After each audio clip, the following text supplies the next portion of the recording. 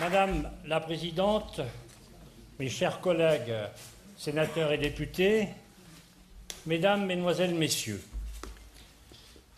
au nom du Comité parlementaire pour un Iran démocratique, je suis heureux de vous accueillir pour une 6e réunion à notre Assemblée nationale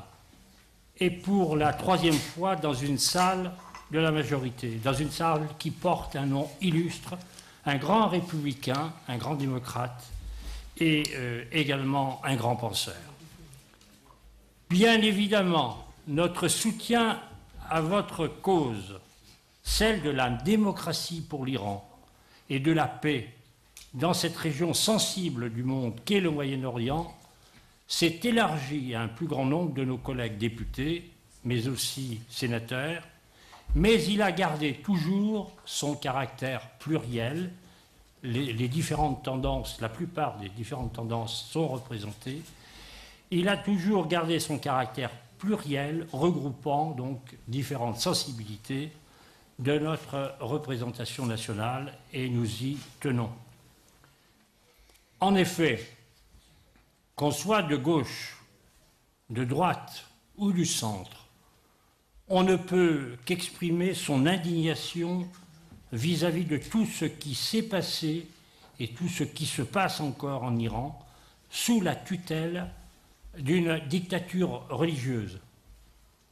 Car c'est bien de cela qu'il s'agit en Iran. Même si, un peu trop vite, certains médias ont voulu nous faire croire à l'avènement d'un président modéré il y a un peu moins d'1 an, avec l'arrivée de M. Rouhani au pouvoir. Or, vous le savez, vous les premiers, la désillusion n'a pas duré. Et aujourd'hui, comme d'habitude, ce sont les faits et les rapports de l'ONU et des ONG crédibles sur le plan international qui nous disent que la situation des droits de l'homme dans ce pays, dans votre pays, s'est nettement détériorée. C'est un thème qui va être tout à l'heure développé par plusieurs de nos intervenants. Nous allons également traiter la crise du nucléaire iranien et les négociations qui piétinent depuis quelques mois, dès lors qu'il s'agit pour le gouvernement iranien de démontrer une transparence réelle et qu'il ne veuille pas se doter de l'arme atomique, ce sur quoi nous avons, hélas, raison de douter, et pas simplement en raison de son attitude pendant les négociations, mais tout particulièrement quand on observe son comportement agressif et expansionniste, notamment dans des pays voisins, en Irak et en Syrie, où il soutient jusqu'au bout des dictateurs sanguinaires, je crois que l'adjectif n'est pas de trop, des dictateurs sanguinaires au pouvoir.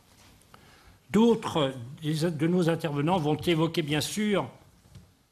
une préoccupation constante de notre comité. Il s'agit de la sécurité et de la protection des résidents du camp Liberty, où se trouvent actuellement un peu moins de 3000 résidents membres des Moudjahidines du peuple d'Iran,